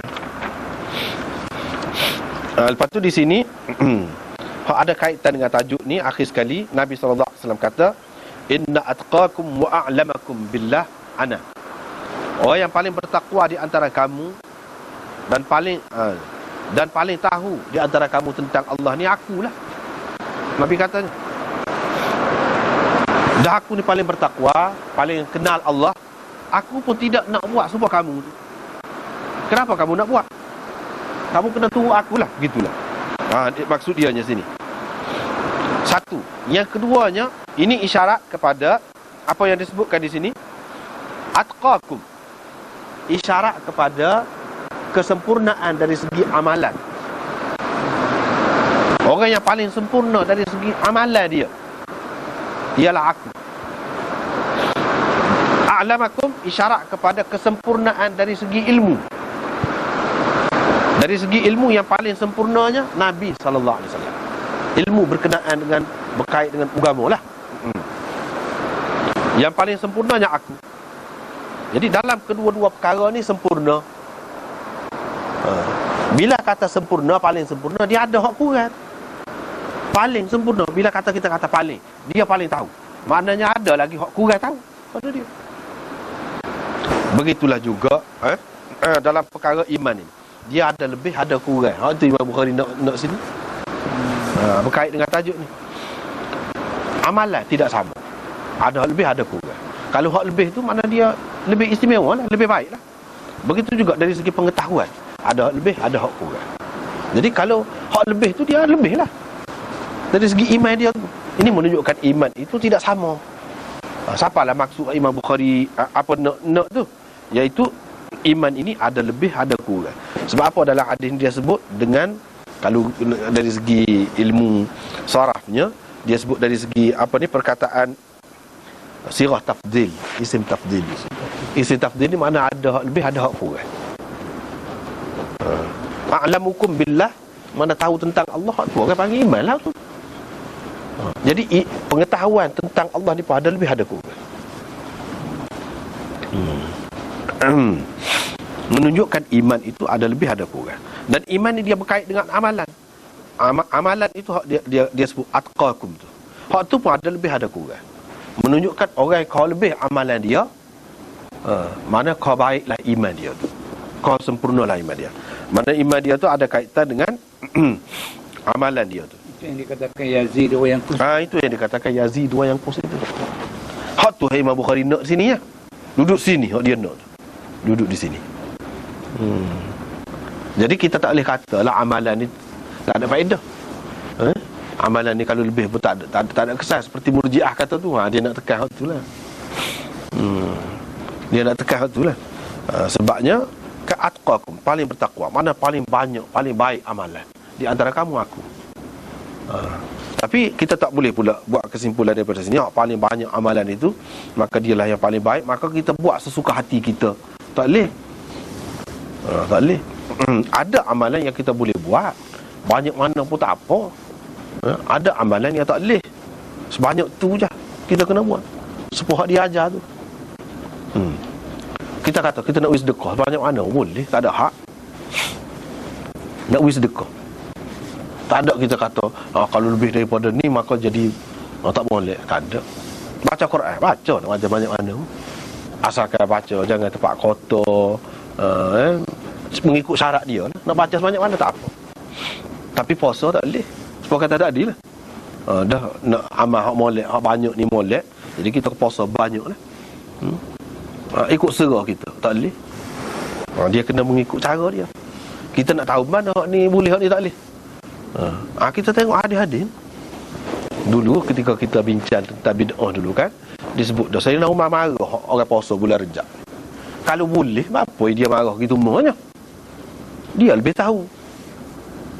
Menunjukkan dalam bab puasa ni tak boleh. Dan Nabi SAW pun ada larang sekurang-kurangnya. Hari raya tu tak boleh puasa. Dia ada larang. Idzan tasafa Sya'ban fala tasumu. Dia ada larang. Maknanya ni benda ada kaitan, boleh tak boleh ni ada. Tapi kalau Quran bila-bila masa pun boleh. Tapi dengan itu pun dengan syarat dia juga. Kita tak boleh katalah bila kata boleh tu boleh belaka, ikut setengah. Tak boleh, ada setengah benda memanglah boleh belaka. Boleh makan buah apple tu kata dah boleh dah. Boleh pak kulit dia boleh makan dah. Tapi ayam tak boleh. Halal ayam. Padahal ayam pak tahi dia ke pak bulu dia nak makan. Tak boleh dah. Ada benda-benda juga semua boleh. Nah, bila kata boleh, boleh semua. Ya memang betul. Tapi setengah-setengah tu tak boleh. Bila kata boleh tu, dia kena ada hak dia, ada cara dia. Kalau tidak, dia jadi tak molek juga. Begitulah ni pun. Jadi kita kena tahulah. Kita nak subhanallah. Subhanallah banyak mana tak apa. Banyak mana tak apa. Tidak hak tu. La ilaha illa anta subhanaka inni kuntu minaz zalimin. Misalnya kita kata, dah banyak lagi hak lain-lain, hak tak ada hak. Boleh. Jadi beberapa kesimpulan yang dapat kita ambil daripada hadis ini hari ini, iaitu yang pertamanya,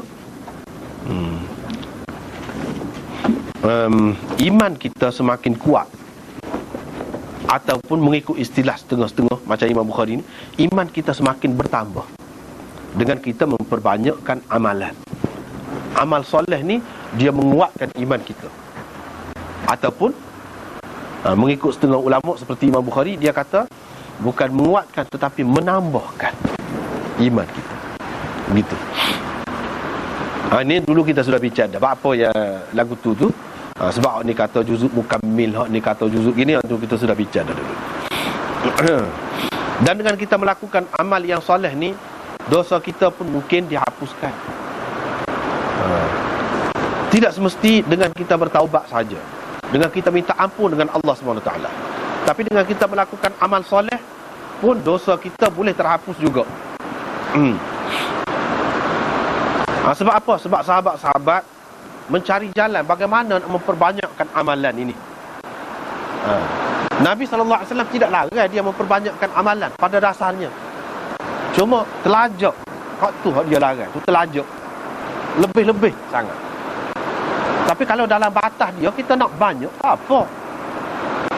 Dalam batas dia, kita nak banyak, tak apa.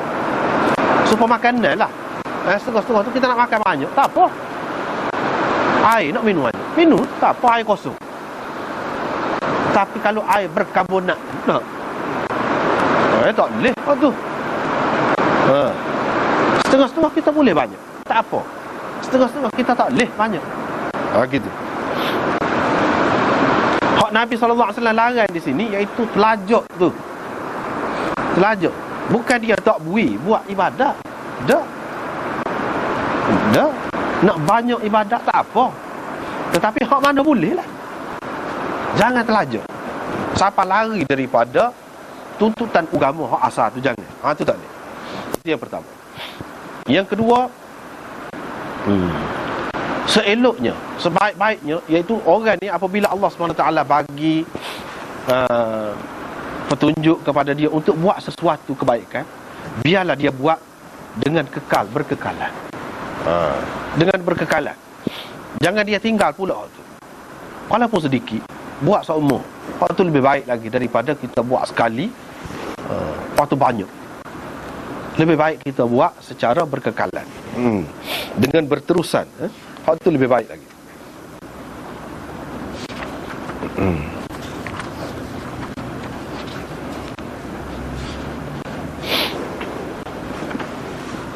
Dalam hadis tadi kan, iaitu ahabbul a'mal ila Allah adwamuha wa in qalla.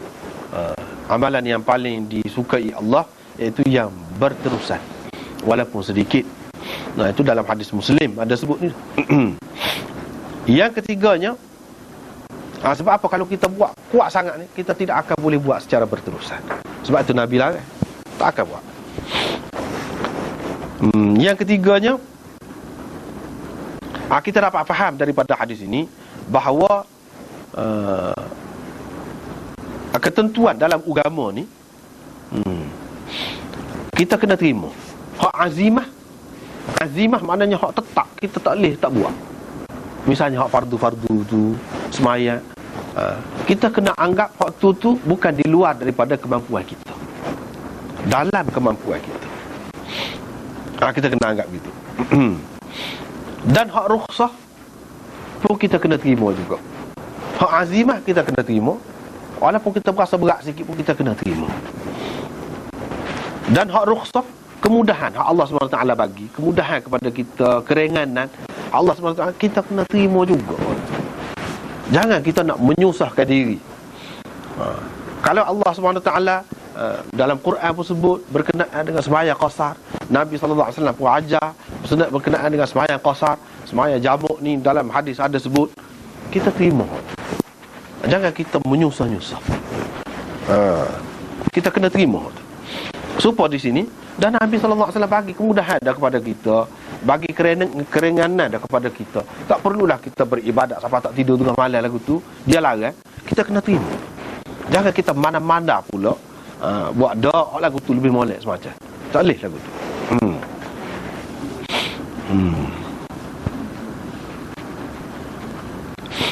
Yang keempatnya, dalam semua perkara dalam agama dituntut iaitu sederhana. Sederhana. Hak itulah yang sebaik-baiknya. Yang kelima, bagaimana kita dapat faham daripada hadis ni, sahabat-sahabat tu memang dia nak sangat perbanyakkan amalan dia. Cuma hak jadi silap tu Nabi SAW tegur, tapi dia keinginan dia tu sampai setara tu sekali. Dan cara yang seperti ini, keinginan yang seperti ini, jarang kita dapati sebagai kumpulan lah pada generasi yang lain, iaitu ingin beribadat. Ibadat ni bukan dalam satu perkara saja, dalam semua perkara. Mana kira-kiranya sahabat ni bila dia nak buat lagu tu, bukan makna dia nak meninggalkan hak lain. Bukan makna kalau dia tak tidur tengah malam beribadat ni, maka kalau Nabi ajak pergi perang dia tak boleh pergi dah. Tak, dia akan buat juga tu kira-kira tu. Dia akan buat semua. Menunjukkan kuat sahabat-sahabat ni, semangat dia tinggi. Yang keenamnya, dalam syarak ni, kalau seseorang tu buat sesuatu yang salah mengikut agama, kita marah kepada dia, tak apa, bahkan disuruh lagu tu. Nabi SAW sendiri buat lagu tu, siapa nampak muka dia tu lain, berubah, merah kau kita kata, ataupun nampaklah masa kau, kita boleh buat gitu. Bukan kata kita nak main lembut saja. Sebab setengah-setengah orang zaman learn ni kan, semua dia nak psikologi belakang. Semua psikologi belakang. Psikologi lah kata dia tu. Tapi dia tidak faham, kadang-kadang bahaya juga dengan cara lagu tu. Anak naik atas kepala, tak jadi anak murid, tak jadi. Pasal apa? Nak pukul sikit, kutip pun tak boleh. Jadi susah juga lagu tu. Jadi benda-benda ni, mana dalam agama ni, pukul pun tak apa, tapi janganlah melebihi hak dia. Hak tu kita kena jagalah hak tu. Pukul pun ada. Kalau kita tengok hukuman dalam agama ni, dia ada benda-benda gitu. Dan itu baik sebenarnya. Kalau kita dalam keadaan serius pun senyum macam, tak boleh lah betul. Orang yang tidak faham dah, dia anggap kita tak apa lah. Dia anggap kita tak apa. Nabi SAW tidak ajar lagu tu. Ya, ketika masa tu dia masa, ketika marah dia marah. Supaya apa? Supaya berkesan kemarahan itu, dan orang tu jadi nampak. Nampak.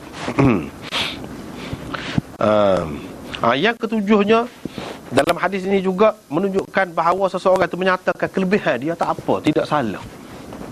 Asalkan jangan jadi kita panggil bahasa kita menyehu, bangga-bangga diri sehingga jadi takabur. Itu tak boleh lagu tu. Tapi kalau sekadar menyatakan kelebihan dia, dan kalau dia tak royak tu, boleh jadi orang tak tahu. Sebab itulah ada kata-kata hikmah dalam bahasa Arab. Dia kata, "Lau lam yasfi at-tabibu dawa'ahu lil marid man tafa'a bihi." Kalau doktor tak royak ubat dia ni apa khasiat dia, pesakit tak akan beli ubat tu. Muka dia tak tahu apa kelebihan dia. Dia kena royak. Kelebihan dia benda ni. Jadi royak tu bukan nak bangga. Nak royaknya apa kelebihan dia. Kalau ambil, memang boleh nampaklah kelebihan tu, bukan menipu. Bukan mengepin tak tu kalau tidak. Jadi kalau lagu tu tak apa. Jangan sampai jadi membangga diri, takabur, itu tak boleh lah. Sebab sini yang paling bertakwa di antara kamu, yang paling kenal Allah, aku. Dia kata tu jelas tu nampak. Sekali bunyi tu macam mendabik dada lah orang kata. Tapi tidak, hak sebenar tu lagu tu. Hak sebenar tu lagu. Royak supaya orang tahu. Kalau tidak nanti boleh jadi akan datang orang kata, ada lagi orang lain hak lebih daripada Nabi. Boleh jadi. Boleh jadi dari sudut ni lebih. Tidak dari sudut ni dia kata, tapi dari sudut ni. Ni bila dia kata dua perkataan itu, atqakum wa a'lamakum, tak lagi. Semua segi tak lagi.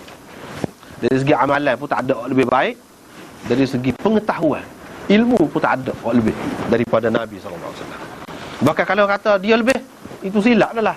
Salah dah tu. Ajaran salah dah tu kalau kata lagu tu. Gitu je kesimpulan. Yang ke-8, Nabi SAW mempunyai kesempurnaan sebagai manusia, baik dari segi amalan ataupun dari segi ilmu. Dia berada di kemuncaknya dengan kata-kata dia, a'lamakum wa atqakum. Tadi wallahu a'lam. Sekat tu lah. Jadi kita tak pada sekat tu lah. Sekat tu lah. Walaupun ulang hari ni, tapi rasanya baik juga. Sebab apa mungkin hak baru ni tak ada jejak pun.